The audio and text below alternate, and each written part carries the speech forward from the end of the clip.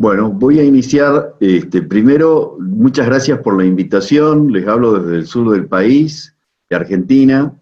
Estamos todos en cuarentena, así que espero que esto les resulte interesante. Estuve escuchando a mis anteriores expositores que me precedieron. Acá lo que voy a mostrar específicamente es la criminalística aplicada en un triple homicidio complejo.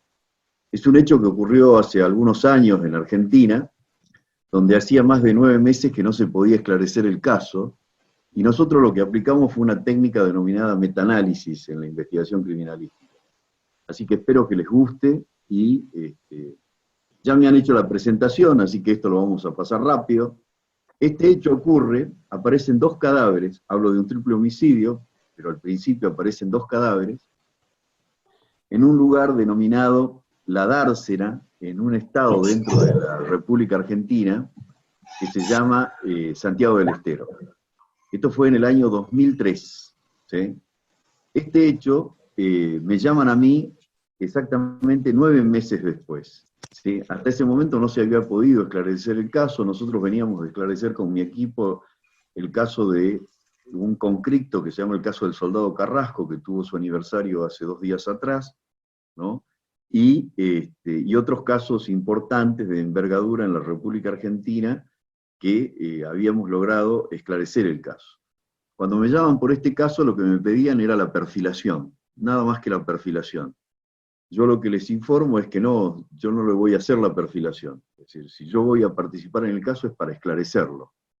Así que eso es lo que hicimos. Trabajamos durante 6 días específicos para el esclarecimiento del caso después de 9 meses que no lo habían podido esclarecer. Hay un dato que es importante, que tiene que ver con la ubicación de la criminalística dentro del campo de la ciencia. Nosotros como criminalística no tenemos un método en particular, nosotros tenemos el método de las ciencias fácticas naturales, ¿no? Exactamente el método de la ciencia fáctica, ¿sí? El cual nos define que debemos especificar perfectamente cuál es el problema, descomponerlo, precisarlo y especificarlo, proponer una tentativa de explicación verosímil, es decir, definir perfectamente una hipótesis y que lo contrastemos con la experiencia. Y hay un detalle que es fundamental en todo conocimiento científico, es derivar consecuencia de esas suposiciones. Y esto es importantísimo, ya lo van a ver ustedes en este caso. Tenemos que elegir los elementos metodológicos para realizar la investigación, someter a prueba los elementos elegidos, obtener los datos que se buscan mediante la comprobación de la experiencia, analizar e interpretar los datos recogidos. Eso es una investigación científica. Y esto es lo que se desarrolla en una investigación que tenga que ver con los conocimientos de la criminalística. ¿Qué nos decía Descartes hace casi 700 años? Dice, no admita jamás como verdadero ninguna cosa que no aparezca evidentemente como tal. Divida las dificultades en tantas partes como sea posible para resolverlas mejor. Nos dice dirigir ordenadamente el pensamiento, comenzando por lo más sencillo para llegar a lo más complejo. Y esto van a ver ustedes que cuando entramos en un homicidio complejo, en un homicidio en sí, ¿sí?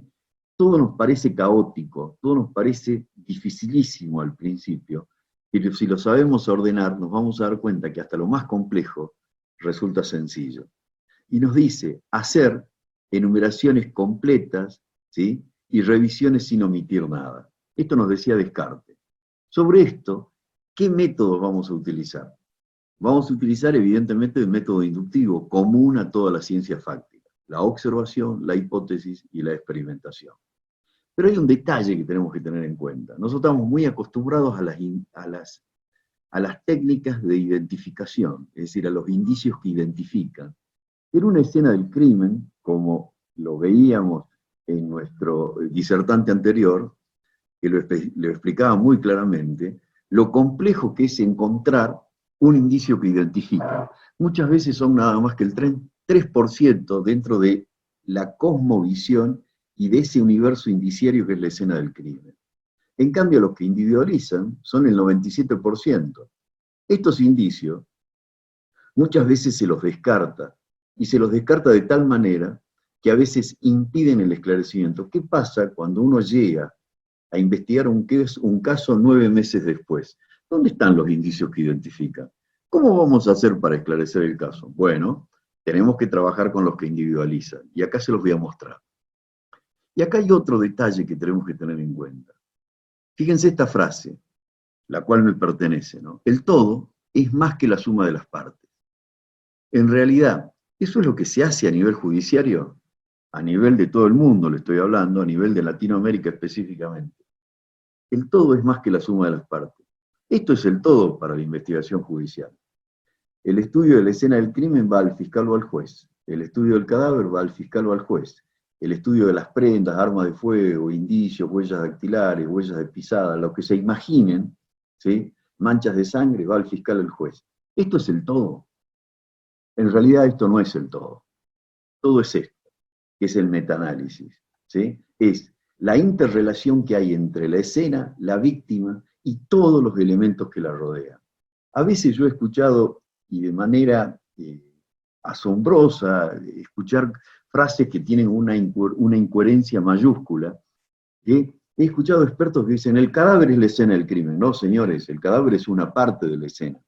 La escena es mucho más compleja. El universo indiciario va mucho más allá, ¿sí? De simplemente el estudio del cuerpo.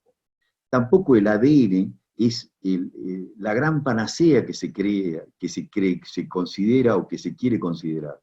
Porque hay un detalle que es fundamental en la investigación de un hecho, el antes, el durante y el después. Y ese ADN puede ser de antes, ese ADN puede ser durante, o ese ADN puede ser después. Entonces, en resumen, el análisis del todo es más que la suma de las partes. Y en esto vamos a empezar concretamente con la investigación del hecho. Hay una inspección, que es la inspección ocular, que normalmente hay frases que nosotros hemos tomado de autores del origen, de alguna manera, de la sistematización de criminalística como ciencia, que es la inspección ocular directa. Tenemos que estudiar el lugar del hecho, las prendas, los indicios particulares y generales, la víctima. Pero en realidad, ¿qué pasa cuando vamos mucho tiempo después? Bueno, nosotros hemos diseñado una técnica que se llama inspección ocular indirecta. El estudio de la víctima, el estudio de los indicios particulares y generales, el estudio de las prendas y todo el material sensible significativo, y recién volvemos al lugar del hecho. Y se los voy a mostrar. Esto es un poco el diagrama de flujo. En ese lugar que se llama la dársena aparecieron dos cadáveres. Un cadáver entero y los huesos de otro cadáver. En este caso Patricia sería el cadáver entero, Leila era el nombre de la víctima, los huesos que rodeaban al cadáver de Patricia. Analizamos la autopsia, la fotografía, la verificación de los elementos relacionados y nos fuimos a los lugares que nos indicaban esos indicios. Por otro lado, estudiamos el acta de denuncia. Generalmente yo no estudio ninguna declaración, nosotros no estudiamos declaraciones. Las declaraciones, por esencia, el testimonio puede ser certero, pero también puede ser falaz. Entonces, por lo general, yo no estudio declaraciones, pero hay un detalle. En este caso en particular, alguien de mi equipo me dice, ¿por qué no estudiás el acta de denuncia? ¿Sí? Y cuando analizo el acta de denuncia, ¿qué significaba esta acta de denuncia? Era, esta chica Leila ejercía la prostitución, y había sido secuestrada una noche, llevada en un vehículo por varias personas, y la compañera supuestamente realiza la denuncia ante los funcionarios policiales que corresponden.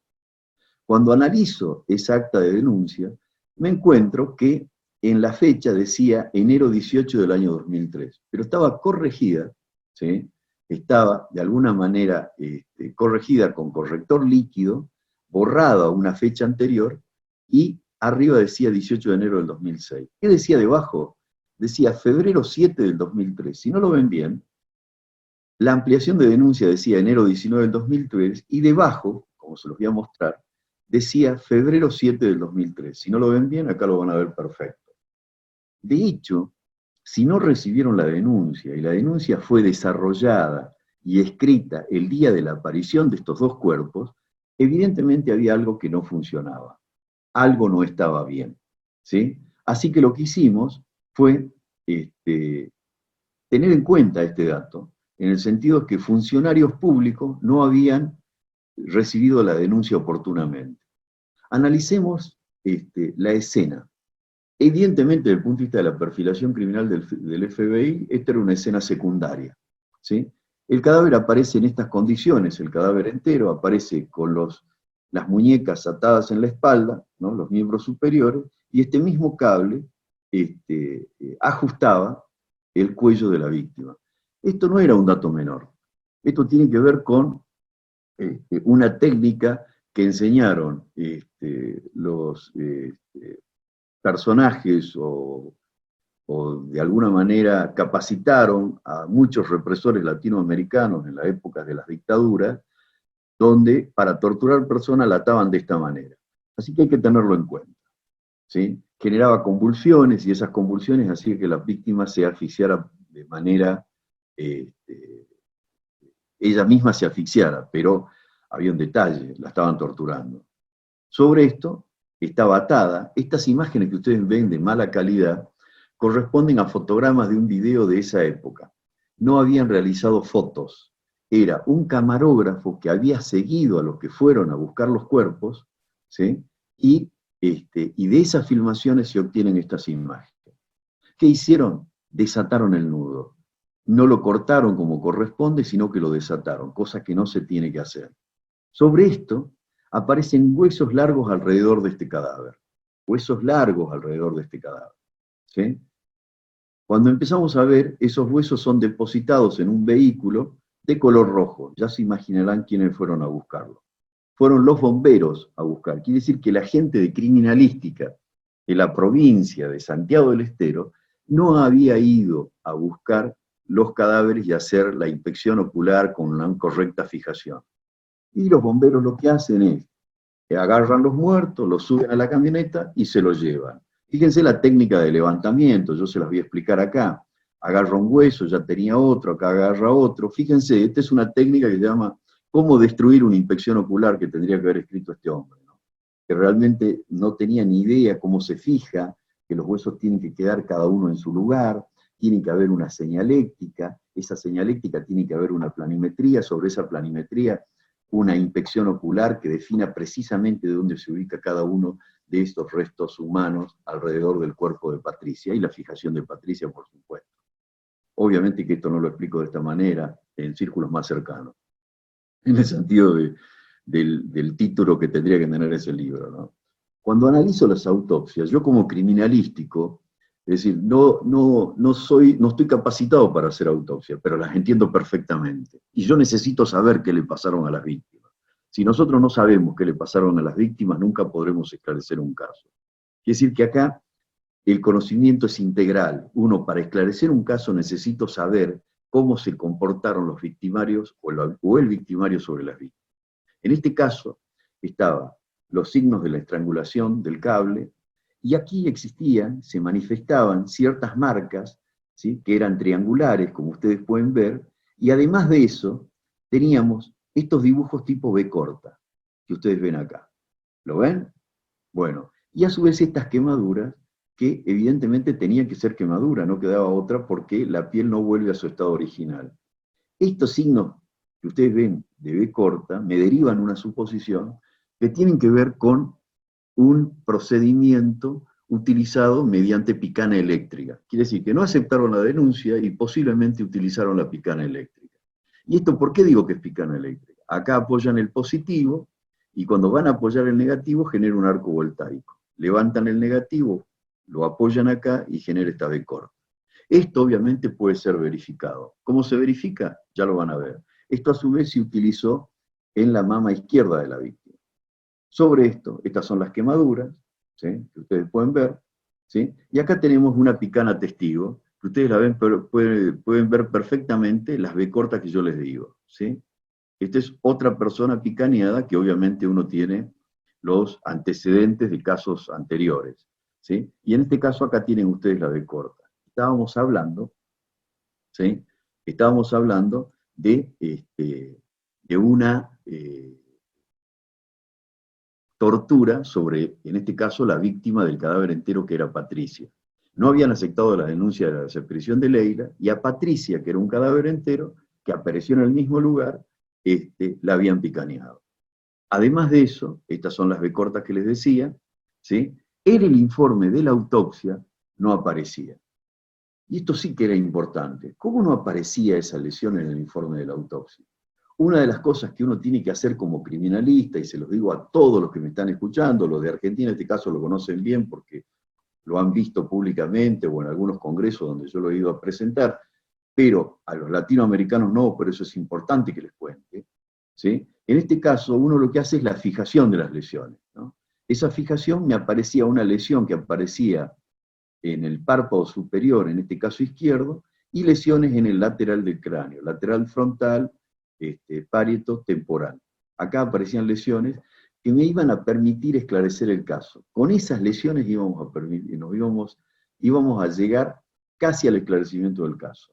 Esto eran todas las lesiones que estaban indicadas, y las únicas que no estaban indicadas en la autopsia eran las lesiones que correspondían perfectamente a picana eléctrica que se encontraban en el miembro, en este caso, superior derecho. Sobre esto, esta tendría que ser la posición de la víctima, con los brazos debajo del cuerpo, ¿sí? Porque si no, ¿cómo le lesionan el lateral de la mama a la víctima, en este caso Patricia?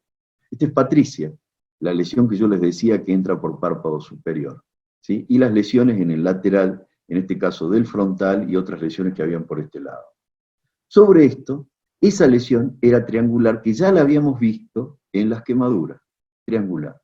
Esto que ustedes ven acá, yo hago abrir el cráneo, son mis manos, y ustedes ven que esa lesión que entra por párpado superior lesiona techo de la órbita. Cuando yo veo esto, que lesiona techo de la órbita, mi suposición es que estoy en presencia, derivo una suposición, porque considero que es la firma del homicida, es la firma del sicario. No puede ser el único muerto que tenga esa lesión. Así que voy a verla a la que estaba en ese momento a cargo de la investigación, que era el séptimo juez que cambiaban para la investigación de este caso, que era una jueza, era la primera mujer investigando el caso, después todos los otros habían sido jueces varones, ¿sí?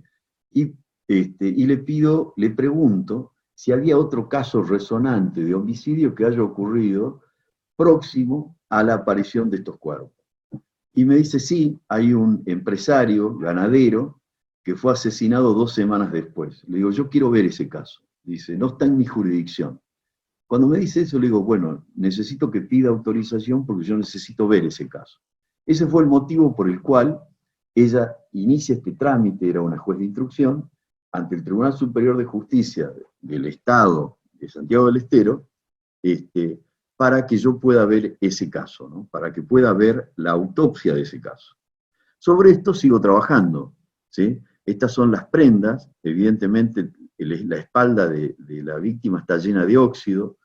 Ya me extrañó algo porque este óxido es homogéneo, quiere decir que no era un camastro, sino que tenía que ser una chapa metálica o una mesa metálica donde realizaron la aplicación de la picana, ¿sí? Y obviamente tenía roto el lateral izquierdo, que es donde torturaron ese lateral.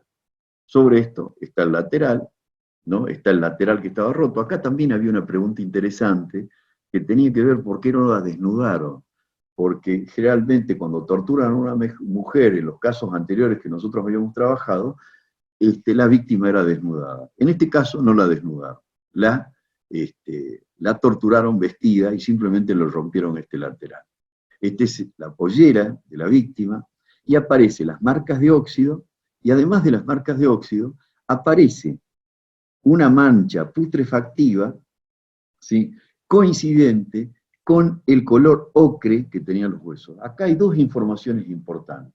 Primero, esto contradecía lo que en el informe de la autopsia habían dicho los médicos forenses, que de alguna manera, en mi opinión, si habían extralimitado en Santiago del Estero, no son todos los médicos iguales, aclaro, ¿no? En la cual decían que eran 2 hechos distintos que lo habían tirado en el mismo lugar. Como si en Santiago del Estero parece que los homicidas fueran a tirar el cadáver a un mismo lugar.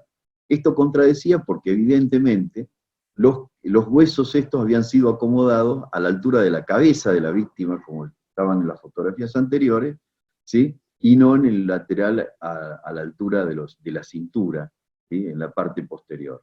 Y esto nos da otro detalle interesante. Esto significa que fueron transportados en un mismo momento el cadáver entero y los huesos de esta víctima. Otro detalle interesante es que los huesos están de color ocre. ¿Qué significa esto? Esto significa de que esos huesos fueron degradados a la sombra, a la sombra. Y esto es un dato importantísimo a tenerlo en cuenta.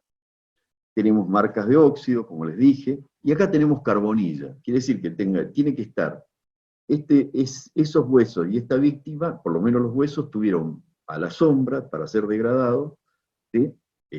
Para que aparezcan en este estado. Había desaparecido hacía exactamente un mes el cadáver de los huesos, ¿sí? La víctima que había desaparecido hace un mes aproximadamente, y además de esto tengo carbonilla, que me indica el movimiento y el desplazamiento que tiene la víctima en un momento determinado cuando la están torturando, pobrecita. Sobre esto, acá se cruza la criminalística clásica, la criminalística de la década del 40, como digo yo, en el cual hacen una extracción para determinar un indicio categórico, a ver si por ADN podemos saber si esta chica tuvo relaciones sexuales o la violaron, para que de esa manera identifiquen a los autores. Menos mal que no había indicios que identifiquen a través del ADN de una posible relación sexual del cadáver entero, porque el novio estaba trabajando en otro estado de Argentina que se llama Tucumán, en la zafra, y hacía más de 2 semanas y pico que no estaba. Pero no tenía nada que ver con la secuencia de los hechos y quiénes eran realmente los autores. Esta es una alpargata, que es la que vestía a la víctima del cadáver entero, que es Patricia, y estas alpargatas, acá dicen semillas de alfalfa. Pero ¿qué sé yo como criminalista de semillas de alfalfa? Lo que hago en presencia de testigos es levantar estas semillas y solicitar la participación de una bióloga especializada en semillas, en el cual cuando me comunico con ella, por teléfono desde el juzgado, donde yo era el coordinador de la investigación, me dice que hay más de 200 y pico de semillas de alfalfa distintas. Ese que era un dato interesante que nos podía llegar a aproximar al lugar de donde nosotros estábamos. Evidentemente me tenía que ir al campo, no podía buscar esto en un pueblo o en una ciudad. Sobre esto, esta es Leila, la de los huesos, la chica que ejercía la prostitución, la otra no. ¿Sí? Esta chica tenía 22 años, ¿sí? El día que la secuestraron, hacía poco había cumplido la edad de 22 años. Me voy a la morgue. Cuando llego a la morgue, tengo huesos en color ocre y huesos blancos. Quiere decir que tuve huesos a la sombra, huesos al sol, para que ustedes tengan una idea, y esto ya me da una idea de lo que tengo cómo iba orientándome en la investigación. Sobre esto empiezo a ver, acá dice mordedura de felino. ¿Qué sabía yo en ese momento de mordedura de felino? Yo sí veía acá marcas de dentadura, ¿lo ven? Marcas y fenómenos tafonómicos, que me indicaban a mí que algún animal había mordido acá también, acá también. Yo tampoco sabía que esto era un cánido. ¿Qué hago? Agarro estos huesos y me los llevo a un veterinario especialista en tafonomía animal de una universidad en la ciudad de Santiago del Estero. Cuando le muestro los huesos, que en este caso son un coxal y la porción de columna, me dice un felino mediano. Cuando me dice felino mediano, lo primero que pienso es en un gato. No era un gato, era un puma mediano. Un cánido, cuando me dice cánido, pienso en un perro, que es lo que uno normalmente conoce. No, era una guaraguazú, un zorro alto de la meseta patagónica. Sobre esto, acá está perfectamente la marca de los dientes, ¿sí? Y acá me aparecen picotazos, ¿sí? Cuando yo veo esto, que no sabía la degradación que es, de qué se manifestaba, este mismo tafónomo me dice, son picotazos de águila. Ah, le digo, debe ser una de estas carroñeras, ¿no? Acá le decimos pericote, le decimos carancho en Argentina, y me dice, no, un águila. Águila. ¿Sí? Quiere decir que tenía puma, aguaraguazú y águila, que son animales exóticos. Esto me está orientando dónde fue degradado este cuerpo, que ya lo vamos a analizar. Esto es un poco la calavera de un puma y estos dientes que ustedes ven son los que están marcados acá. ¿Sí? Esto es la marca de un molar, que lo que ustedes están viendo corresponde a un cánido. Los picotazos picotazos, y estos son los balazos que 5 años antes la madre de origen árabe se entera que la hija ejercía la prostitución, la agarra dormida y le tira 5 tiros en la cabeza, no le entró ninguno, calibre 22, calibre .22, ¿sí? Y ella, con la única bala que le queda a la madre, se pega un tiro en el paladar y se mata. Ella sale de la conmoción cerebral, Leila, y después sigue ejerciendo la prostitución. Sobre esto sí, la calavera de ella tiene sangre coagulada, que esto evidentemente corresponde al hecho contemporáneo, que fue el motivo que le causa la muerte, ¿no? Los golpes que le dieron y la mataron. ¿Por qué la sangre no fue degradada por los animales? Porque el hueso es poroso, esto es 1 milímetro para que ustedes tengan, ¿sí? Y como es poroso el hueso, la sangre se coagula ahí adentro y no la puede sacar el animal. El método de degradación, de alguna manera, fíjense que está cortado a cuchillo, quiere decir que la acción de degradación no es que el cadáver estuvo entero en un lugar y de alguna manera los animales actuaron en conjunto. Hay una serie de cuestiones que nosotros teníamos que investigar, es cómo puede ser que haya actuado un puma, que es el puma americano, que haya el león americano, que haya actuado un águila y que haya actuado un aguaraguazú, que es como un zorro alto, ¿sí? Y la hayan comido en conjunto, no. Lo tienen que haber cortado, segmentado el cuerpo para entregarlo a distintos animales. Y esto era un dato interesante dentro de la línea de la investigación. Estos son los molares, la marca de los molares que ustedes tienen acá. Sobre esto tenemos huesos, costillas, tibia y peroné, cúbito y radio. Le pregunto a los médicos, Leila, el esqueleto de Leila, ¿está completo? Sí, me dice, está completo. Bueno, estoy haciendo el estudio del cadáver, ¿no? Estoy estudiando los fenómenos de degradación. Había roedores, las prendas estaban, estas fotografías corresponden a la filmación que yo les mostré, ¿sí? Y esto ya es en el laboratorio, en el cual las prendas están enteras, están sucias obviamente, pero están enteras, quiere decir que el animal, ¿qué hizo? Los animales que hicieron, ¿la desvistieron para degradarla? No, olvídense, evidentemente estaba desvestido el cuerpo, y seccionado cuando fue llevado a distintos animales. Y había, obviamente, en este caso vemos una quemadura de cigarrillo que los animales no fuman. Obviamente que la bombacha de la víctima estaba arrancada, esto corresponde con un delito sexual, el corpiño estaba arrancado, esto corresponde con un delito sexual, ¿sí? Y obviamente la degradación por roedores, ¿no? Los zapatos, ¿sí? Y lo primero que tengo que hacer es estudiar los hábitos alimenticios de los animales. ¿Qué hace el puma? ¿Qué hace el aguaraguazú? Que era lo básico que tenía que analizar. El puma, ¿no? Después de matar a su presa, poco a poco la arrastra entre la espesura del monte en busca de algún rincón oculto para devorarla. Es decir, que no convida a nadie. El aguaraguazú, ¿sí? Come como buen perro que es, como buen cánido que es, no perro, como buen cánido, cuando termina de comer, ¿sí? Entierra lo que le sobra para posterior uso. Quiere decir que no había ningún hueso enterrado. A mí, obviamente, en este caso, mi primera suposición era que ese lugar no era, pero yo lo tengo que verificar, el conocimiento científico es verificable, no existen estudios complementarios, existen estudios verificatorios, ¿sí? Que me pueden confirmar la hipótesis o destruirme la hipótesis que tengo. Así que pedí autorización a la jueza de instrucción para hacer un allanamiento al lugar. Mientras eso se confeccionaba, esta sería la orden de allanamiento, todavía no habían autores, así que hubo que notificar al defensor público y al fiscal para poder ir al lugar para verificar lo que íbamos a hacer. Mientras esto se confeccionaba, analizamos qué técnica iba a utilizar. Tenía como búsqueda espiral hacia adentro, cuadrícula, y combine que con la utilización de GPS lo que podía hacer era un método concéntrico del lugar. Este es el lugar donde estaba, ¿no? La técnica que iba a utilizar. Me tomé un avión, ¿no? A mí me gusta mucho volar, así que me fui a sacar fotos. En ese momento las máquinas digitales más avanzadas tenían 5 megapíxeles, bueno, eso es lo que usé, ¿sí? Y me fui a sacar fotografías mientras daba vuelos alrededor del lugar. Cuando hago esto y me voy acercando, cada vez me acercan, me doy cuenta que me incendiaron el lugar. ¿sí? A pesar de todo eso, siempre uno tiene que tener fe, porque el calor sube y lo que está en el piso es la parte más fría. Así que bueno, siempre uno tiene fe, pero evidentemente estaban preocupados por el esclarecimiento del caso.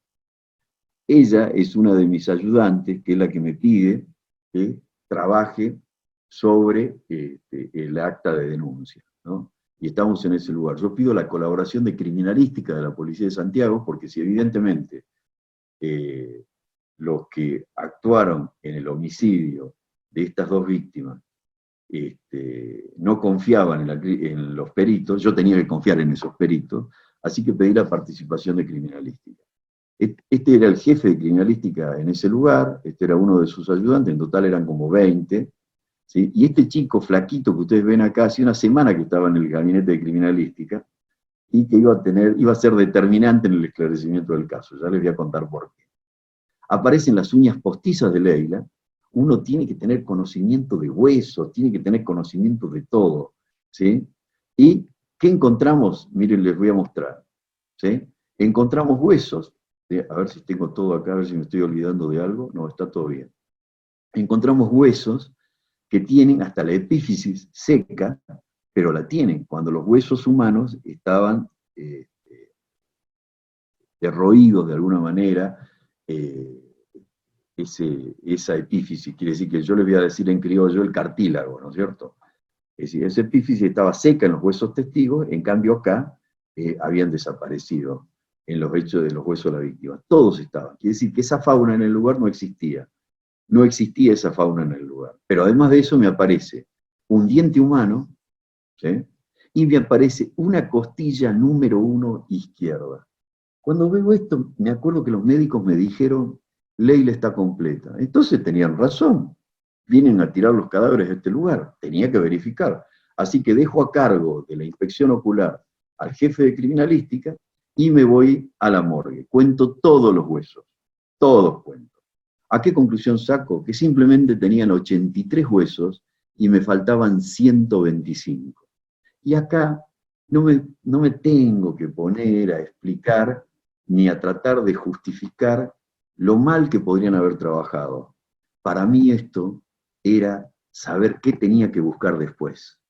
Significa que lo tenía que ordenar científicamente para saber qué tenía que ir a buscar al lugar donde degradaron el cadáver de Leila, que es el cadáver de los huesos. Sobre esto, ordenémoslo científicamente, ¿no? Para esto yo tenía toda esta cantidad de vértebras cervicales y estas dos vértebras lumbares y el coxis. Sobre esto me faltaban el brazo izquierdo completo con la mano derecha y todos los huesos de los pies. Significa que además de otros huesos, algunas costillas, ¿no? Obviamente la 1 la encontré allá arriba, ¿no? Pero acá hay un dato interesante, esta es la costilla que encontré. Sobre este detalle les voy a dar un dato accesorio.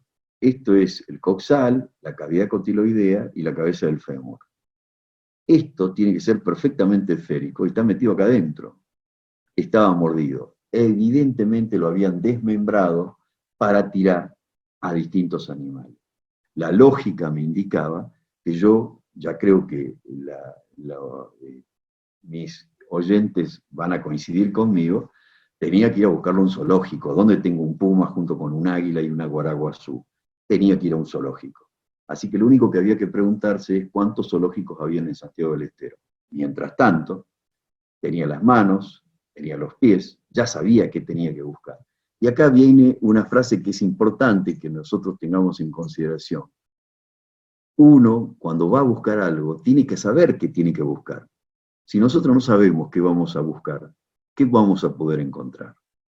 Sobre esto, obviamente, todo laboratorio de criminalística tiene que tener un esqueleto humano completo. ¿Por qué lo tiene que tener? Porque nosotros, yo como profesor y docente de la Universidad Nacional de Río Negro, acá en Argentina, exijo a mis alumnos que no pueden mandar un hueso de chivo ni de distintos animales pensando que es humano. Hay que mandar hueso humano. La antropología no se agota en la identificación de la especie. La antropología nos puede decir la edad, el sexo, hasta algunas cuestiones que tengan que ver con la salud y mucho más. Significa que nosotros tenemos que buscar y encontrar huesos humanos. Hasta ahí está nuestra experticia.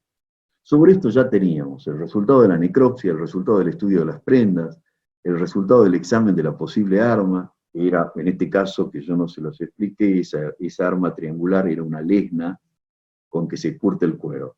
Resultado del examen del lugar de la aparición de los cadáveres. ¿Sí? Todo eso ya lo tenía. Pero había otros casos de homicidio, ¿se acuerdan? La lesión que entraba por el párpado superior y lesionaba el techo de la órbita, y que en mi opinión esa tenía que ser la firma del homicida. ¿Sí? Y si era la firma era un hábito, y si era un hábito era un sicario. Bueno, entonces aparece la autorización, esta es la firma que yo les decía, ¿sí? Del homicida, y cuando voy al juzgado con la autorización, este era el tamaño de la fotografía. Este era el tamaño de la fotografía. Patricia tenía esta lesión porque había estado atada, ¿sí? Que entraba y lesionaba el techo de la órbita, pero este hombre, que es un estanciero, estaba durmiendo en su cama en el campo, esas casas que tienen todas las habitaciones una al lado de otra, una galería al frente de esas habitaciones que lo lleva al baño, y en su habitación dormía él solo, y en la habitación de al lado, que se comunica con esa galería también, dormía su hijo, ¿sí? Y él empieza a los gritos tratando de defenderse porque lo estaban atacando, lo estaban lesionando.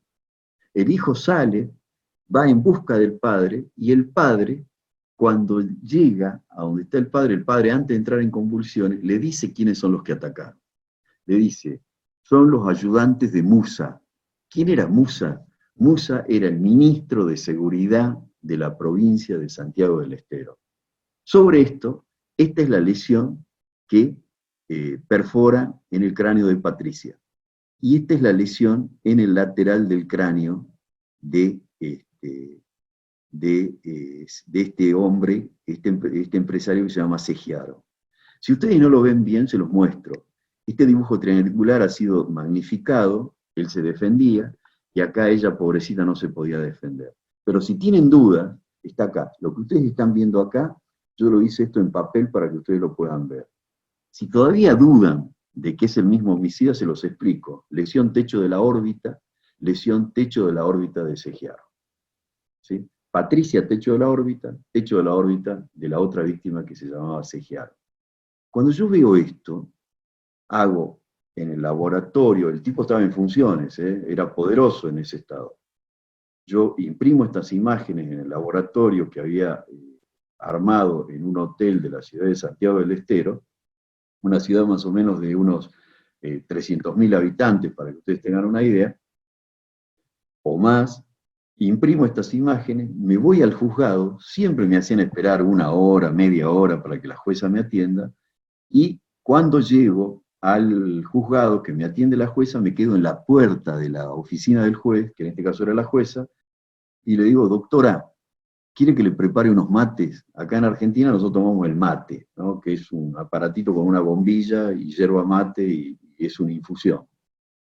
Y le hacía seña que viniera conmigo. Bueno, se levanta, nos vamos a la cocina y me dice, ¿por qué me trae acá? Porque usted en esa oficina tiene micrófono y la están escuchando todo lo que diga o todo lo que le digan. Así que se lo voy a contar acá. Le muestro esto y cuando le muestro esto, me dice, bueno, dice, déjeme que yo voy a proceder. Váyase usted, yo voy a proceder. No, discúlpeme, doctora. Hasta ese momento las relaciones eran bastante tirantes, ella no confiaba en mí, yo había sido contratado por el Tribunal Superior de Justicia, es decir, por la máxima jerarquía del Poder Judicial de Santiago del Estero, y caía como un helicóptero en ese juzgado. Ella no confiaba en mí, yo no confiaba en ella. ¿Qué le digo yo? Digo, doctora, usted puede confiar en mí. El caso está virtualmente esclarecido. Digo, pero yo en usted todavía no puedo confiar y mi vida está en juego. Así que la llamo por teléfono a mi señora que estaba en el hotel, ¿sí? Y le digo, te paso a buscar y salimos de la provincia. El asunto es que salimos de la provincia de Santiago del Estero, nos fuimos, terminamos en la provincia de Córdoba, ¿no? Que está justo en el centro del país, y esto fue un día miércoles. El día domingo a la mañana, escucho por los medios de comunicación que el ministro de Seguridad y 20 personas habían sido detenidos. Así que pego la vuelta y me vuelvo a Santiago del Estero. Cuando llego a Santiago del Estero, llego al juzgado, las puertas, siempre digo lo mismo, es una anécdota, se abrían como si fuera el superagente 86 que se abren las puertas así automáticamente cuando uno va entrando. Bueno, cuando llego frente a la jueza, me dice, ¿podés confiar en mí? Sí, ahora puedo confiar en usted. Y ahí hicimos un equipo impagable. Pero seguimos la investigación.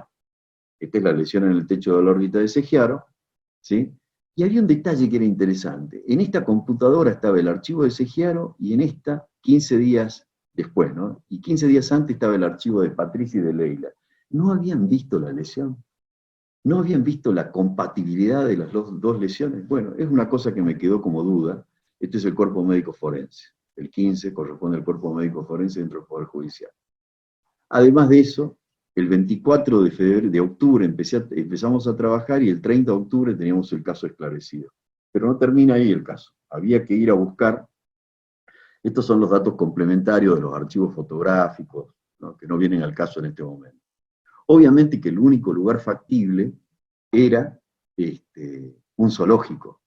Y habían dos zoológicos en Santiago del Estero. Uno oficial, que estaba en un parque, el Parque San Martín, nuestro prócer, en honor a nuestro prócer, y otro que era privado. ¿De quién era el zoológico privado? Bueno, resultaba ser del ministro de Seguridad, de Musa Sar, que era el que estaba detenido. Así que bueno, había que hacer todo un allanamiento para ir a buscar los huesos que faltaban. Ya sabíamos que eran los huesos de las manos, los huesos de los pies, ¿sí? Obviamente que ese zoológico quedaba de Santiago del Estero, acá habían aparecido los cuerpos, esta es La Banda, ¿no?, otra ciudad, y Santiago del Estero es acá. El zoológico estaba a 40 kilómetros al sur, sobre una ruta que es la Panamericana para nosotros, que es la que podemos ir hasta Colombia por esta ruta si queremos, ¿sí? Uniendo todos los países que están en el camino. Así que lo primero que hice era ver las condiciones de Árraga. ¿Qué tenía que hacer? ¿Qué hice? Tenía que ir a buscar restos óseos, estudio y comparación de fenómenos de degradación, tipos de animales, pelos, restos vegetales, muestras de suelo, materiales varios. ¿Cómo tiene que ser una búsqueda? Y esto se los digo a todos los que me escuchan. Metódica, completa, profunda, minuciosa, reiterativa y objetiva. Y cuando digo reiterativa, es que no se puede liberar el lugar apenas salimos del lugar. Es recomendable pedirle al funcionario judicial, juez o fiscal, déjelo todavía cerrado esto porque mañana se nos puede ocurrir otra cosa y tenemos que volver. ¿Se entiende lo que digo? Sobre esto, ¿qué personal iba a llevar? Llevé personal de criminalística, un veterinario, un químico, un médico forense y el perito designado, que en este caso era el que les habla, que era el coordinador. Estas son las coordenadas. Mientras se hacía el acta de allanamiento, ¿qué hago yo? Me tomé un avión, hice una vuelta sobre el lugar, pero no era una vuelta caprichosa. Dos cosas tenía que buscar. Tenía que buscar, primero, si había sistema de recolección de residuos, una red de recolección de residuos. Obviamente que no existía. Significa que la basura la tienen que quemar. Cuando hago una aproximación con el avión, encuentro los lugares de la quema. Es decir, que apenas íbamos a ingresar a este zoológico, que ya habían 22 detenidos con abogados defensores, que había que hacerlo todo en el marco de la ley para que no quede nulo, lo que iba a hacer es mandar a gente a que busque en este sector. Este sector, viendo de distintos ángulos, acá está la marca de la quema que se ve desde el cielo, ¿sí?, desde el aire, ¿sí? Este era el lugar donde íbamos a encontrar. Obviamente que en ese depósito, que en este caso es ¿sí?, en este depósito, ¿qué íbamos a encontrar? La misma especie de alfalfa que tenía la alpargata del cadáver entero, que era Patricia. Sobre esto, la mesa metálica oxidada, que era compatible con las huellas de óxido que tenían, las improntas de óxido que tenían las prendas de Patricia, que es el cadáver entero. Obviamente que esto tuvimos que levantar muestras para posteriores análisis, y en este lugar, ¿se acuerdan de ese flaquito que yo les dije que iba a ser importante? Mando a este hombre de la Policía de Criminalística de Santiago del Estero a buscar en este lugar de la quema, que estaba tapadito y disimulado como si no hubiera habido quema ahí. ¿Qué aparece en ese lugar? Huesos quemados. Cuando aparecen esos huesos quemados, me viene a ver y me dice, doctor, dice, ya tengo huesos quemados. Bueno, importante, ya encontré huesos quemados. Nos vamos al lugar, cuando empezamos a buscar, hacemos ya todo metodológicamente como corresponde. Imagínense, esto es el año 2003, acá no estamos contaminando nada. acá con guante, pincel, empezamos a buscar, ¿y qué empezamos a encontrar? Empezamos a encontrar falanges humanas. Falanges humanas que ahora se las voy a mostrar. Esta es una falange humana, ¿sí? Acá tenemos esta misma falange humana en aproximación, y la falange humana, este es un hueso distinto, ¿no?, de animal. Una porción de otra falange, huesos que no se podían identificar, testigos que certifican el hallazgo, y con esos secuestros que ustedes lo van a ver ahora, nos vamos al cuerpo médico forense y en presencia, en este caso, de antropólogos, que nos indiquen si esto correspondía o no a la especie humana. Nosotros ya sabíamos que correspondía a la especie humana, pero quería el informe firmado de los especialistas que tienen la pertinencia en eso. Estas son las que encontramos, estos son los huesos testigos del esqueleto que nosotros llevamos, ¿sí? Este es hueso testigo, esto es lo que encontramos, un metatarsiano, ¿sí? Una tercera falange, una testigo, ¿sí?, en el lugar, comparado y sola, ¿sí? En este caso, huellas de mordedura, que también existía, ¿sí? Y obviamente lo que tenemos acá es que la escena primaria donde torturaron y asesinaron a Patricia era la escena secundaria donde degradaron el cuerpo de Leila.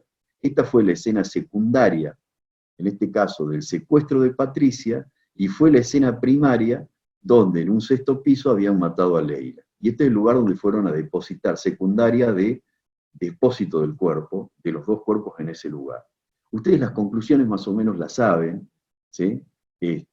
Así que no se las voy a repetir, ¿sí?, porque esto es un poco... Lo importante en todo trabajo, cuando se hace la criminalística aplicada, es el trabajo en equipo. Este es el jefe de criminalística, obviamente, estamos en pleno verano, un calor de loco. Este es el muchacho que encontró todo, ¿sí? Y acá el informe que se le presenta a la jueza. Se dieron varias cuestiones, ¿no?, en este caso. ¿Cómo me ponían como perito en ese lugar? Digo, no me ponga como perito, soy el coordinador. Es que necesito su informe. Bueno, le voy a hacer un informe como coordinador. Y se generó jurisprudencia con relación a la participación de un coordinador en una investigación de un homicidio complejo. En resumen, ciencia, tecnología y fundamentalismo, muerte. Ciencia, justicia y política, mentira. Ciencia y justicia probablemente sea verdad. Por eso, seamos la rana, ¿eh? Nunca nos demos por vencidos. Y acá un pequeño examen que lo voy a contestar yo, ¿sí? Nunca nadie vio pintar a Dalí. Por lo menos yo no lo vi, y calculo que ustedes tampoco. Pero vemos este cuadro y sabemos que es de Dalí. Nunca nadie vio pintar a Da Vinci, pero el solo hecho de ver la Gioconda, sabemos que pintó Da Vinci. En resumen, no se necesita ver el autor para saber quién lo hizo. Y acá estoy a disposición de ustedes con relación a cualquier pregunta que me quieran hacer. Muchas gracias, doctor Enrique Prager. Ya vamos a ver qué preguntas entran por el chat. Bueno. Por ahora, quiero decirle que cientos de felicitaciones y cientos de comentarios favorables por la excelente presentación que ha hecho y el impecable estudio que se realizó frente a este caso. Vamos a ver si ya tenemos alguna pregunta en este momento. Mientras tanto, quería comentarles que el doctor Enrique Prager dirige el Instituto Prager, que valdría la pena que los seguidores que tenemos en los otros países sepan, y es institutoprager.com.ar para que puedan seguir la página de la institución que dirige el doctor. Gracias, Flavio, muy amable, ¿eh?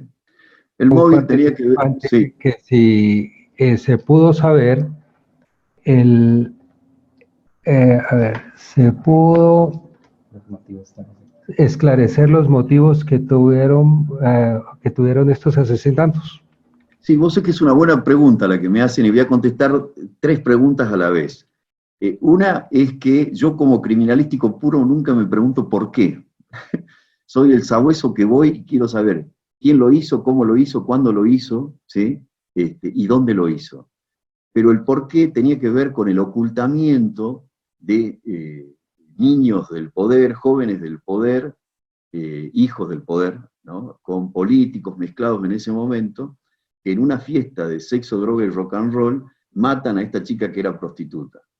La otra chica que la asesinan trabajaba en la planta baja y creen que cuando sacan el cadáver esta chica los vio.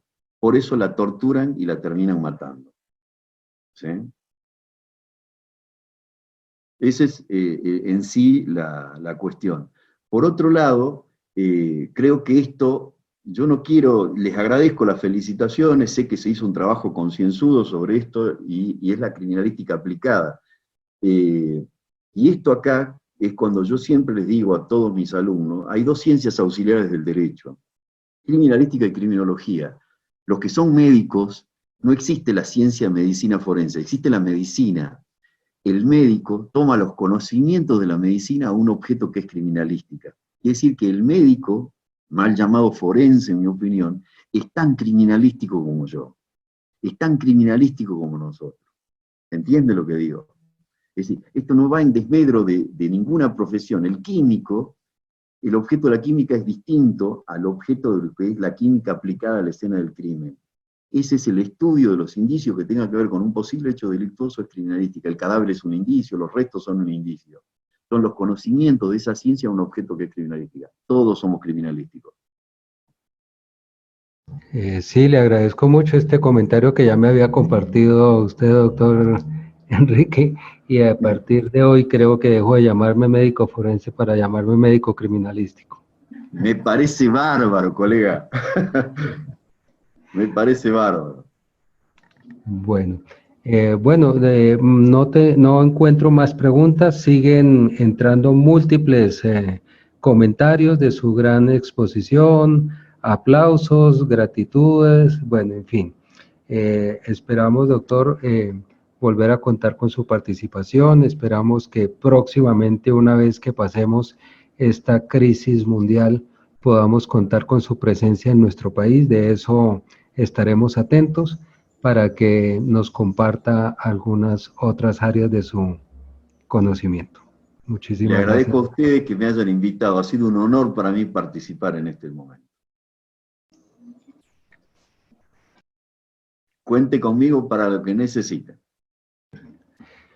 Bueno, y para los estimados participantes, les agradecemos por su permanencia en todas estas conferencias, esperamos que haya sido de su agrado y que hayamos podido aportar de esta manera a esta lema mundial que estamos tratando de quédate en casa. Por favor, cuidémonos todos, cuídense ustedes, que si ustedes se cuidan, nos estamos cuidando unos con otros.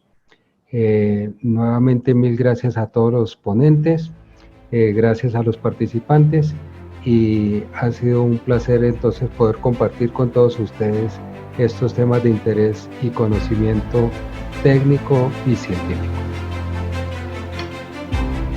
Bueno, hasta luego, muchas gracias.